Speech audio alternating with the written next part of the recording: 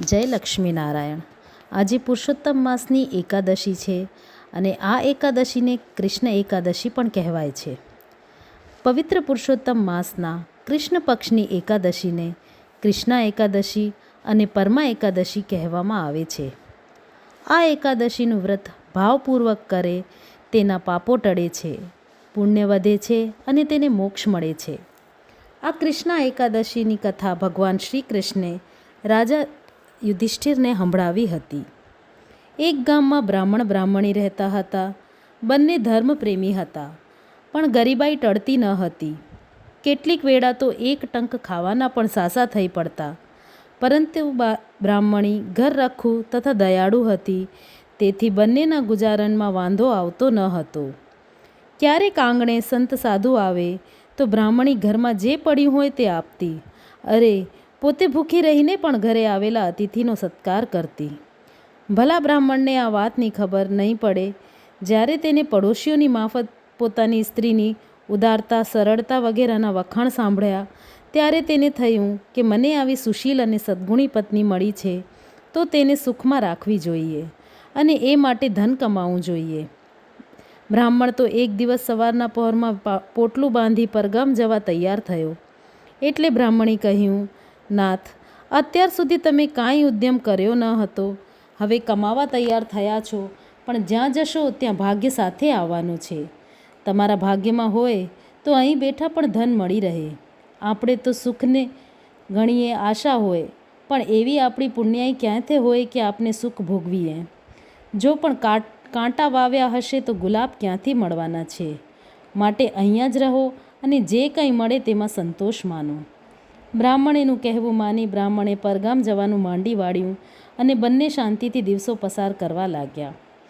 એક વેળા કોઈ મહાતપસ્વી મુનિ બ્રાહ્મણના આંગણે આવ્યા અને બ્રાહ્મણીએ તેમનો સત્કાર કરી પૂજન કર્યું. તપસ્વી પાસેથી કંઈ જાણવા મળશે એમ સમજી બ્રાહ્મણે પૂછ્યું, હે મહાપુરુષ, અમારી ગરીબાઈ ટળે એવો કોઈ રસ્તો બતાવો. એવું કયું વ્રત કરીએ કે જેના પ્રતાપે અમારી દરિદ્રતા ટળે? તપસ્વીએ ધ્યાન ધરીને કહ્યું, હે વિપ્ર, જગતમાં દાન, તીર્થયાત્રા અને તપનો મહિમા ઘણો છે, પરંતુ તેનાથી બી અધિક મહિમા તો પુરુષોત્તમ માસની કૃષ્ણ એકાદશીનો છે. આ કૃષ્ણા અર્થાત પરમ એકાદશીનું વ્રત કરનાર મોક્ષનો અધિકારી થાય છે. આ દિવસે સવારે સ્નાન કરીને પ્રભુ ભક્તિમાં ગાળવાનો અને રાતના જાગરણ કરી પ્રભુનું નામ લેવાનું. આ પ્રમાણે ભાવપૂર્વક વ્રત કરનારે દિવસે દિવસે ચડતી કળા થાય છે. પૂર્વ રાજા હરિશ્ચંદ્રએ આ વ્રત કરેલું અને તેના પ્રભાવથી રાજ્ય પ્રાપ્તિ અને કુબેર ભંડારીની પદવી મળી હતી. તમે પણ તમારા શ્રેય માટે આ વ્રત કરો. પુરુષોત્તમ ભગવાન તમારું કલ્યાણ કરશે. બ્રાહ્મણીએ તપસ્વીનો આદેશ માથે ચડાવ્યો અને પુરુષોત્તમ માસ આવતા જ્યારે કૃષ્ણ પક્ષની એકાદશી આવી ત્યારે કૃષ્ણા એકાદશીનું વ્રત કર્યું અને યથાશક્તિ પુણ્યદાન કર્યું. બંને શ્રદ્ધાપૂર્વક વ્રત કર્યું હતું, તેથી તેમને આશા બંધાઈ હતી કે હવે પુરુષોત્તમ ભગવાનની કૃપા થતાં સુખનો સૂરજ ઉગશે.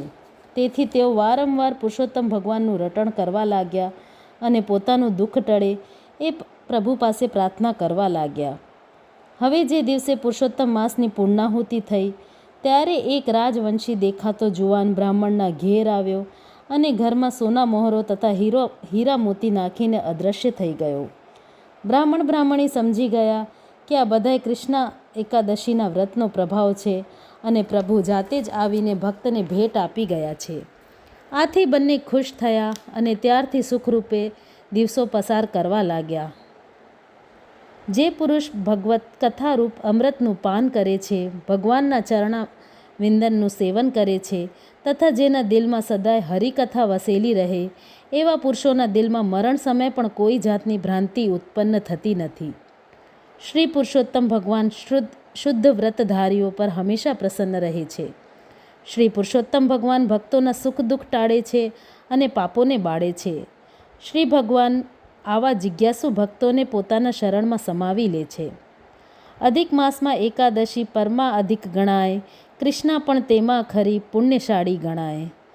હે પુરુષોત્તમ ભગવાન, તમે જેવી રીતે બ્રાહ્મણીને ફળ્યા તેવી રીતે કૃષ્ણ એકાદશીનું વ્રત કરનારે, તમારું વ્રત કરનારે અને આ કથા વાંચનાર અને સાંભળનારને ફળજો. જય પુરુષોત્તમ ભગવાન.